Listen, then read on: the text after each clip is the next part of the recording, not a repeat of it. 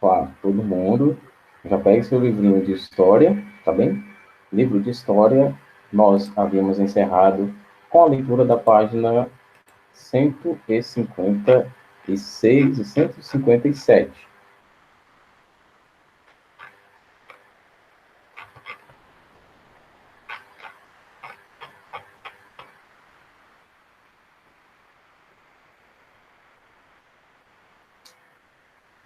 Só abrir meu livro aqui também.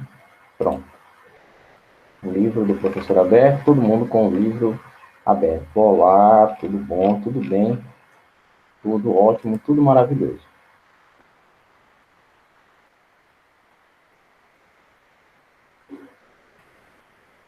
Também, após a leitura, nós tivemos o seguinte, eu havia passado para vocês, né? Eu contextualizei a leitura da página 156 e 157. E foi passada a atividade da página 158. Queria que vocês prestassem atenção no que eu tenho aqui para dizer, pessoal. Embora a atividade tenha sido postada ontem, né? Foi colocada ontem no final da aula, tá certo?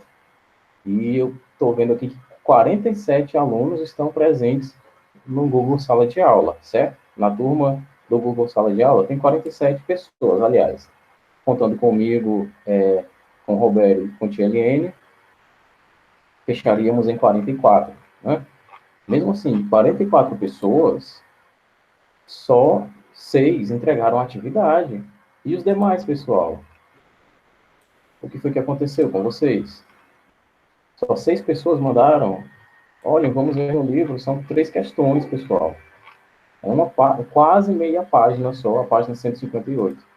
Certo? É quase meia página só.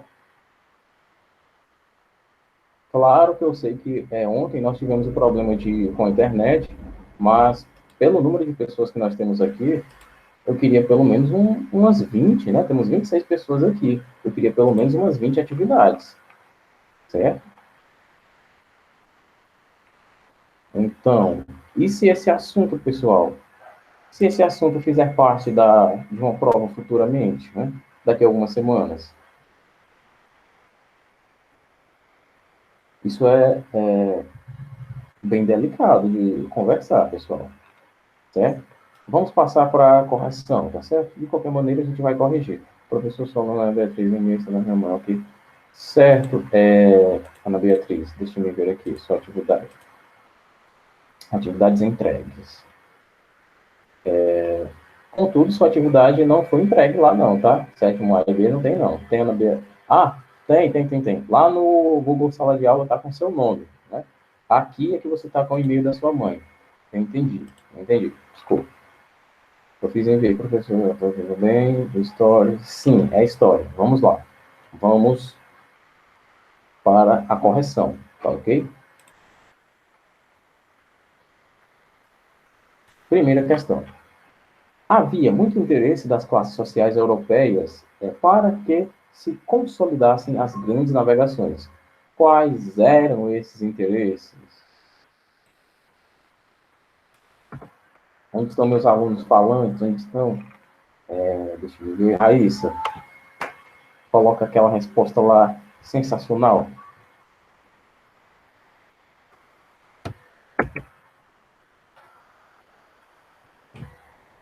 Primeira questão. Deixa eu pôr aqui. Raíssa? Será que ela saiu?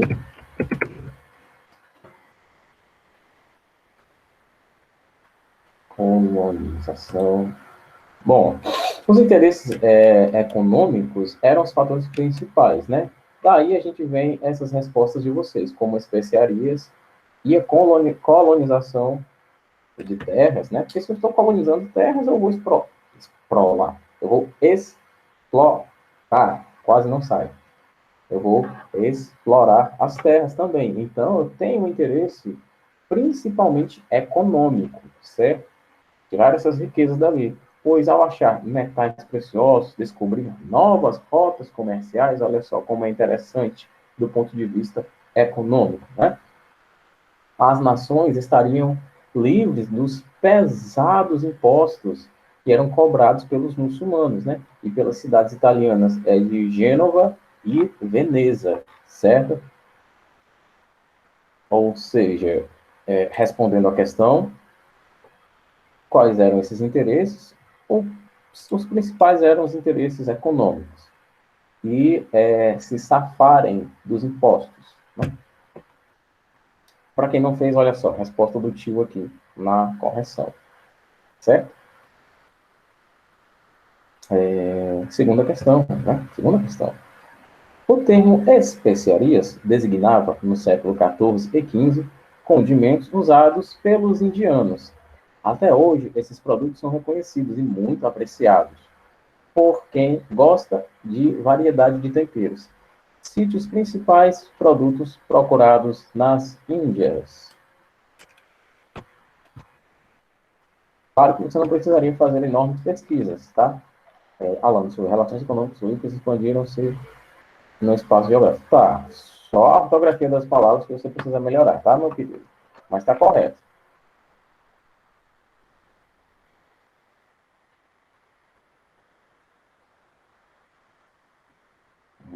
Olha só como vocês... Muito bom, muito bom. Página 158. Muito bom. Ótimo. Ótimas respostas. Estão indo muito bem.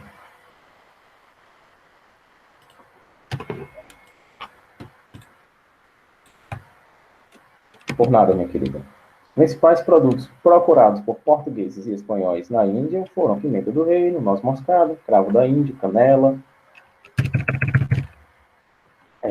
Deixa eu ver aqui do que mais vocês colocaram. Pimenta do reino eu pus.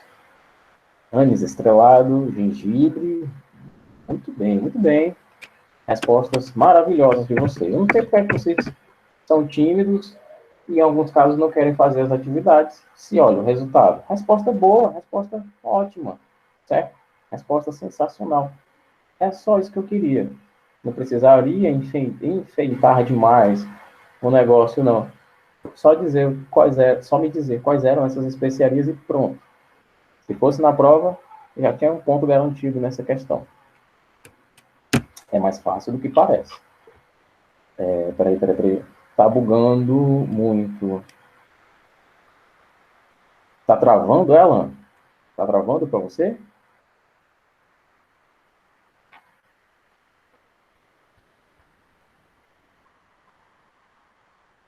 Tá travando para mais alguém?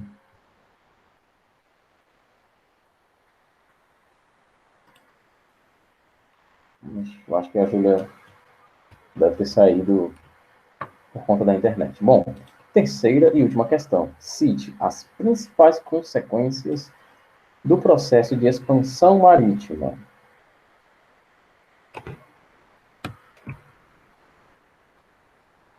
Eita. Pode, Maria, pode falar.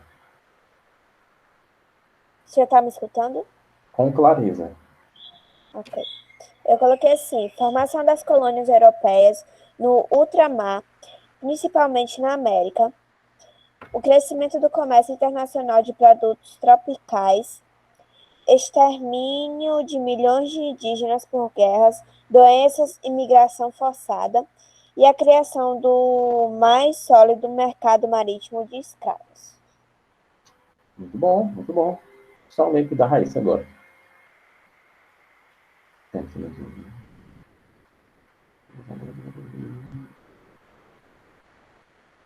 Muito bom, Raíssa, muito bom. Também gostei da sua resposta. Você se restringiu a Portugal e Espanha, né? Gostei, muito bom. Vou colocar aqui uma resposta boa também.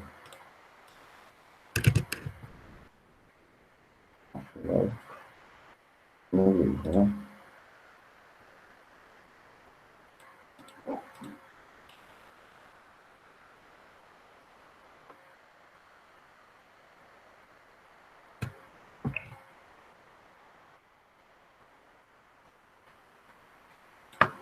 Vou colocar uma parte aqui da resposta e já vou colocar outra. O ruim do chat aqui é que tem limite de caracteres.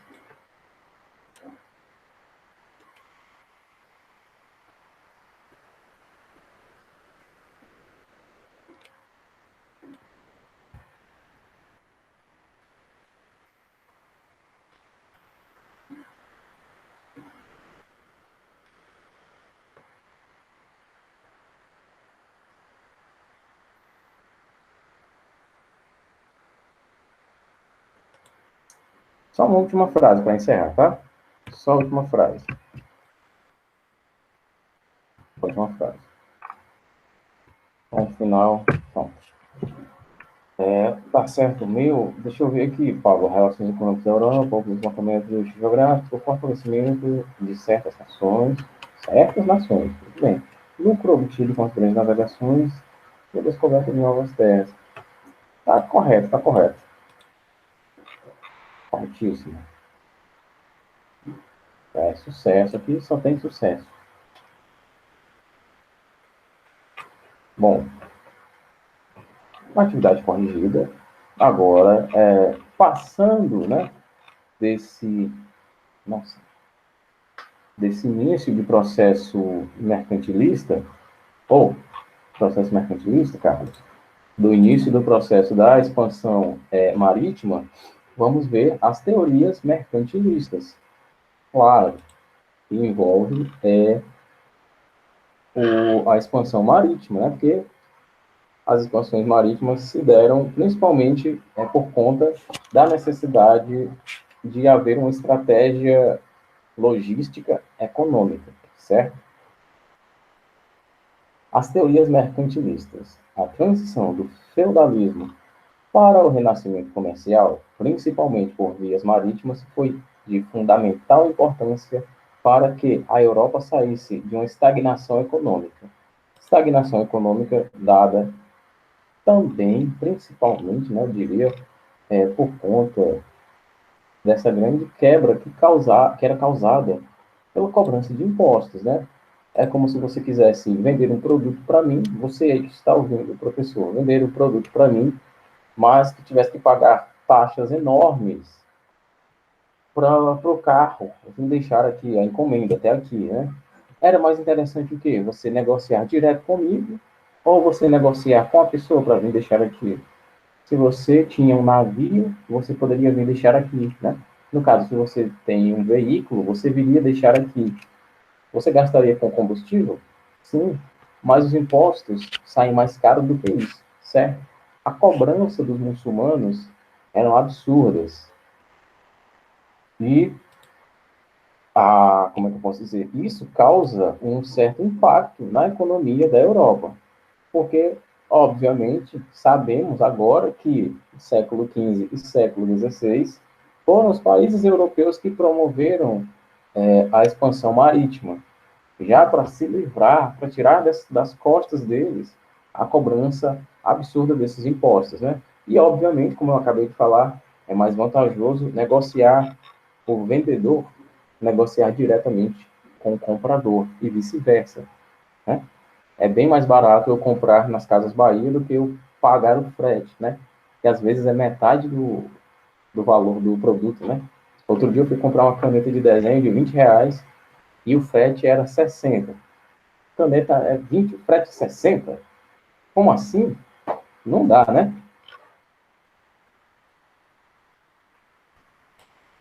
Vamos lá. Todos os setores da sociedade europeia tinham sofrido mudanças, inclusive com o surgimento de uma nova classe social. Os séculos XVI e XVII acabaram por ser um período em que o desenvolvimento econômico se fortaleceu, claro, fruto das expansões marítimas. Isso foi possível devido à centralização política das monarquias absolutas. Olha só, também a gente tem aqui novamente o papel da burguesia, né? Centralização de poder, cobrança de impostos, estabilidade econômica dentro do reino, financiamento da burguesia para as expansões marítimas com o pagamento dos impostos. Uma mão lavando a outra e a economia avançando, né? Assim, a economia foi estruturada de acordo com as características de cada monarquia e foram desenvolvidas teorias e conceitos para guiar a economia. Olha só o quadro que a gente tem na página 159. Olha só que interessante. O Estado absolutista, né? Ele apontava, aliás, para três direções. O Estado sustenta os nobres, pagando-lhes rendas.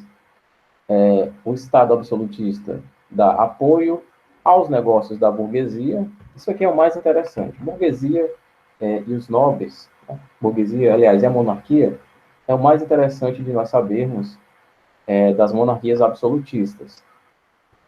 Por quê? A monarquia facilitava que a engrenagem da burguesia continuasse girando. O que é que o senhor quer dizer com isso, professor? Que a monarquia criava leis para que o comércio, para que a atividade da burguesia fosse facilitada, certo? Era bem mais fácil que a burguesia trabalhasse, promovesse seu comércio, sua venda, sua compra e até mesmo sua exportação com leis diretamente assinadas pelo rei, né? Olha só, as coisas ficam bem mais simples de se desenrolarem aqui, né? E, obviamente, claro, os monarcas cobravam impostos. Claro que cobravam impostos. Esses impostos iam para o que chamaremos aqui dos tesouros, né, dos fundos do reino. E, obviamente, caso seja necessário, caso fosse necessário, que naquela época sempre havia essa tensão de guerra, caso fosse necessário financiar um exército para uma guerra, tinham fundos, tinham garantias que foram frutos dos impostos da burguesia. E, nesse caso aqui, a burguesia financiou as expansões marítimas, né? Continuando, o Estado absolutista e o mercantilismo, se dividindo em meios e objetivos. Os meios, as barreiras alfandegárias, basicamente, as cobranças para um produto entrar ou sair de uma região. Estamos na página, Diego, página 159. Estamos vendo aqui aquele quadro aqui em cima, tá? No canto superior à esquerda. Barreiras alfandegárias, as cobranças para entrar e sair, para o produto entrar ou sair de alguma localidade, ou até mesmo a proibição, né, da entrada ou saída desse produto. Por exemplo, existem algumas barreiras alfandegárias, até hoje, né, que impedem que você entre em um país com um produto. Pode ser um produto simples, tem países que você é proibido de entrar com café. Interessante, né? É lei da Coreia do Norte. Você não pode levar nada de lá. É lei. E também o mesmo se aplica às importações e exportações. Por lei, algumas empresas brasileiras não podem fazer certas compras de certos produtos. Certo? Por lei, em alguns outros países, também não podem comprar nem sair do país com certos produtos. Essas são, resumindo, são as barreiras alfandegárias. E também a questão das taxas. Cobra-se, para fazer a melhor coisa que realmente viu? Cobra-se um certo imposto, deixa eu ver, para que esse tripé, para que eu traga esse tripé da China para cá, certo? Essas são as barreiras alfandegárias. Só para ficar resumido, né? O estímulo à expansão marítima e colonial, outro dos meios, né, é o aumento da população e o incentivo às manufaturas nacionais, ou seja, o incentivo até mesmo ao artesanato nacional, incentivo a produtos manufaturados, ou seja, feito com as mãos dentro daquele território, certo? E os objetivos, o que era? O objetivo das barreiras alfandegárias, reforço do poder nacional, né? Também era o metalismo, que era o entesouramento de metais preciosos, até mesmo para a cunhagem de moedas. Porque, como a gente viu, nós estamos passando pelo período onde o escambo deixou de ser o que principalmente movia o comércio, né? Como eu falei, o escambo era aquela troca de produtos, né? Eu queria esse lápis aí, né? Vamos trocar comigo por essa caneta? Isso é uma espécie de escambo. Na verdade, isso é o escambo propriamente dito. O que nós temos hoje, né? Já dessa época para cá, é a valorização da moeda. Eu estou falando do dinheiro mesmo. É que na época, ainda nós não tínhamos cédulas, né? Só tínhamos moedas. E para fazer moeda de prata, olha só, que gênio. Eu vou dizer uma coisa inimaginável agora. Para fazer moeda de prata, você precisa de prata. né? Então, claro que havia a grande necessidade aliás, o grande objetivo da expansão marítima e colonial era também o metalismo, né? O meio era a expansão marítima, metalismo era o objetivo, entesouramento de metais preciosos. Para fazer moedas de ouro, você precisa de ouro. E o ouro aqui acabou. Puxa vida, e agora? Não sei, pega um barco e cruze o oceano, encontre terras e explore os metais preciosos de lá. Parece fácil, né? Professor, se sair aqui no celular vai descarregar. Tudo bem, Paulo. Contanto que você já tenha colocado seu nome, tá? Aliás, quem ainda não colocou o nome, por favor, coloque logo, tá bom? Onde o professor parou, hein? Aqui, e busca da balança comercial. Opa, busca da balança comercial favorável, exportações e importações, né? Que houvesse equilíbrio entre o que entrava e o que saía, certo? Próximo, aliás, ainda nessa página, né? No primeiro parágrafo, abaixo do quadro.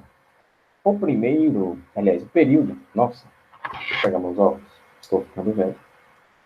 O período moderno passou a apresentar um novo modelo econômico, chamado de mercantilismo, um modelo baseado num conjunto de ideias e práticas econômicas, cuja base era a acumulação de metais como ouro e prata, o metalismo, balança comercial favorável, isto é, volume de exportações, venda de produtos para o exterior maior que o de importações, que era compra de produtos estrangeiros, protecionismo econômico, aliás, ou seja, elaboração de um conjunto de medidas de proteção à economia interna diante da competição com outras monarquias e intervenção do Estado monárquico na economia. Esse conjunto de características ficou conhecido como práticas mercantilistas.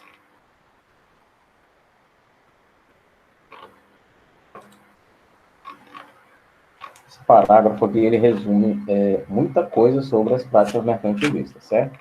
Agora vamos ver o mercantilismo na Península Ibérica, ou seja, o mercantilismo na região que hoje nós conhecemos como Portugal e Espanha. Na maioria das vezes que você estuda história, você precisa conhecer geografia, certo? Então é muito interessante que nós façamos essa associação. Vamos lá. O mercantilismo na Península Ibérica. Assim como outras práticas mercantilistas, o metalismo foi bastante forte, tanto na Espanha como em Portugal. E as grandes navegações foram um instrumento achado. O meu saiu só. Tudo bem. Me perdi. Foram um instrumento, né? As grandes navegações foram um instrumento achado para buscar metais, em especial ouro e prata, em novos territórios. O acúmulo de metais definia a riqueza e o poder do Estado monárquico, além de ser usado para financiar novas navegações e, consequentemente, fortalecer os reis. O objetivo central, porém, era a maior consolidação do comércio, pois, quanto mais metais disponíveis, maior o fluxo de moedas. E, completando, quanto maior o fluxo de moedas, era sinal de que a economia estava em movimento, né? Fluxo de moedas baixo é porque estão comprando pouco, vendendo pouco, está dando errado, né? Fluxo de moedas alto, a coisa está dando certo. Tem muita gente comprando, tem muita gente vendendo, a economia do reino está, ó, subindo, certo? A Espanha, por exemplo, além de buscar o acúmulo de moedas, tinha de garantir um equilíbrio comercial. Em outras palavras, teria de equilibrar a entrada e saída de mercadorias, pois se importasse mais que exportasse, poderia enfraquecer o mercado interno e retardar o processo interno de industrialização. Isso acontece até hoje, pessoal. Acontece até hoje. O que é que acontece? É o seguinte, é bem mais interessante que um país venda mais do que compre. que é mais interessante? Você fazer muitas exportações e poucas importações. Não no sentido de fazer pouco, né? Mas de importar, de comprar dos outros menos do que você vende. Vamos pensar que você é dono de um mercantil, tá? Você é dono de um mercantil.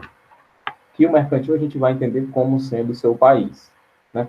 Isso você sendo rei, né? Estado monárquico. A gente pode comparar com o Estado democrático também. Se você comprou mais do que você vendeu, é porque você vai ter um déficit no caixa, né? O seu dinheiro vai ser menor, a quantia vai ser menor do que a que você teria se você tivesse vendido mais. Agora, se você vende mais e compra menos do que você vendeu, quer dizer que você ficou com mais lucro. Vocês estão entendendo a lógica? Aqui, o principal para as monarquias absolutistas era exportar mais, ou seja, vender mais, e importar menos. Né? Claro que isso vai de acordo com a necessidade. Por exemplo, falando de Portugal e Inglaterra. Inglaterra e Portugal tinham a necessidade de comercializar, né, de comprar da Inglaterra. Então, até mesmo Portugal não obedeceu ao pacto, ao bloqueio continental de Napoleão, porque ela tinha essa enorme necessidade de fazer comércio com a Inglaterra. Então, o que, é que eu estou querendo dizer? Eu vou explicar, vou resumir aqui para você, Pablo. Aliás, para todo mundo. Vou até apresentar aqui, é bem interessante.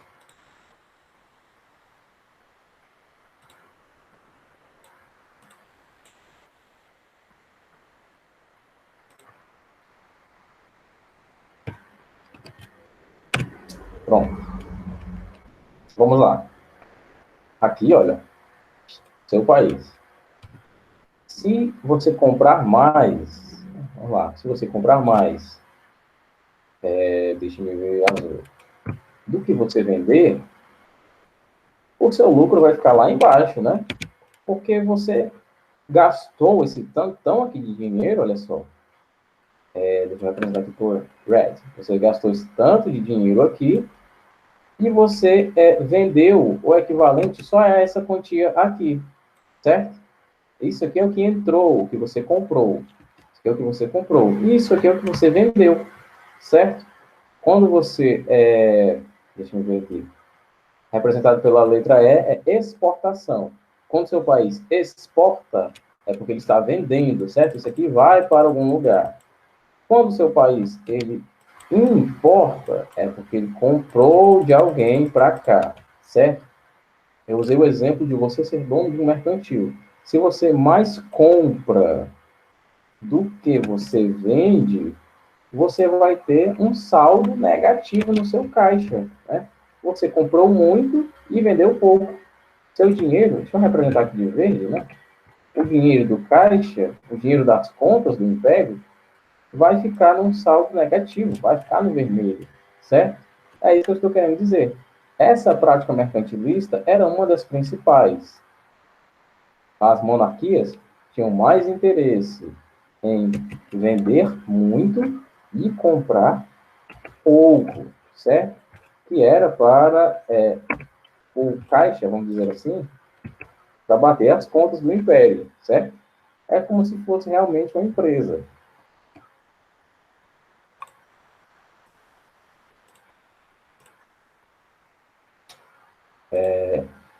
Agora, todo mundo entendeu? Ficou mais interessante?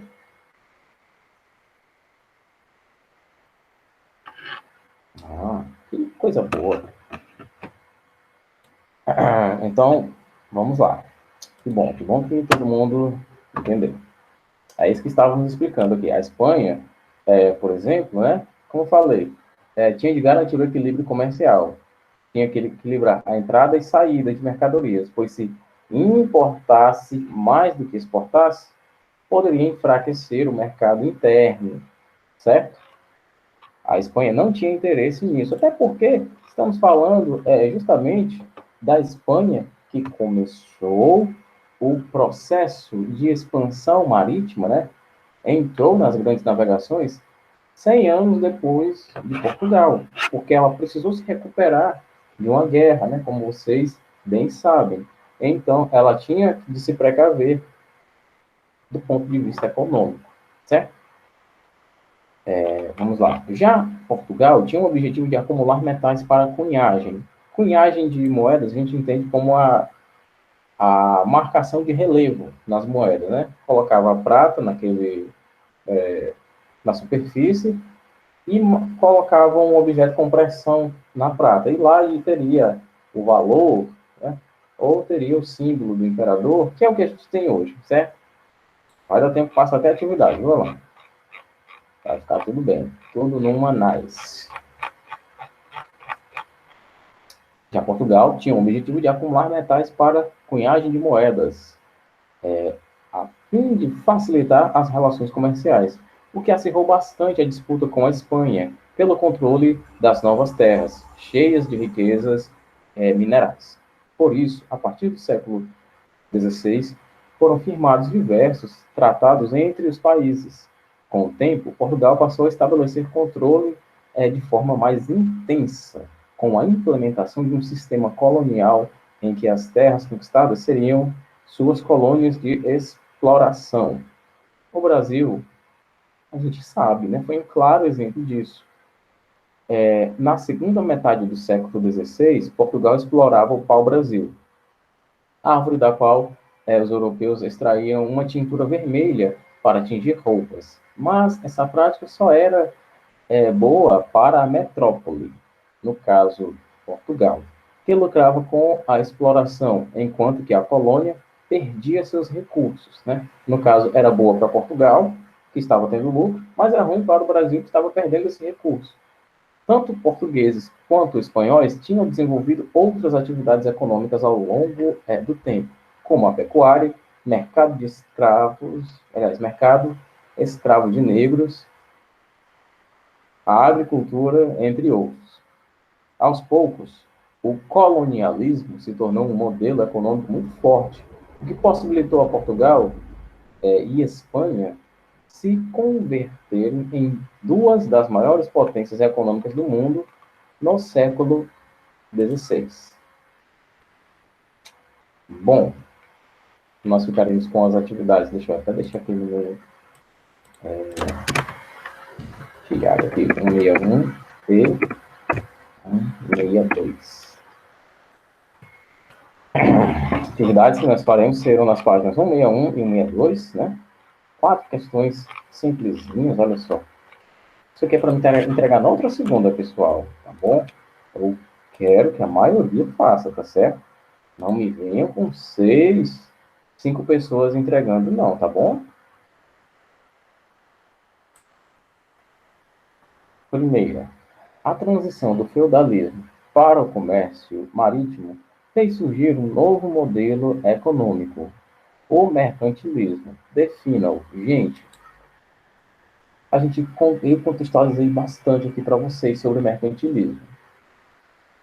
Vocês podem falar aqui um monte de coisa. No que ele se baseava, com certeza, vou colocar no Google Sala de Aula. No que ele se baseava, as suas práticas econômicas, se tinha intervenção ou não do Estado monárquico, certo? Vocês podem falar muita coisa. Até do esquema de importação e de exportação, vocês podem falar aqui, tá bem? Tem muita coisa, eu acho até 4 linhas pouco. Só 4 linhas, olha. A resposta aqui é bem grande, tá certo? Se você quiser falar tudo sobre mercantilismo, a resposta vai ser gigante. Mas se você quiser dar alguns detalhes, cabe em 4 linhas sim, tá certo? Eu disse que é pouco para mim, porque eu colocaria, ó, tudo que tem aí no livro falando sobre mercantilismo. Mas em 4 linhas cabe, com certeza. Segunda questão. Cite as bases econômicas do mercantilismo. Aí aqui a gente vai ter o quê? Basicamente 2 coisas que vocês vão detalhar. Metalismo e balança comercial favorável. Balança comercial favorável é isso que eu acabei de explicar sobre importação e exportação.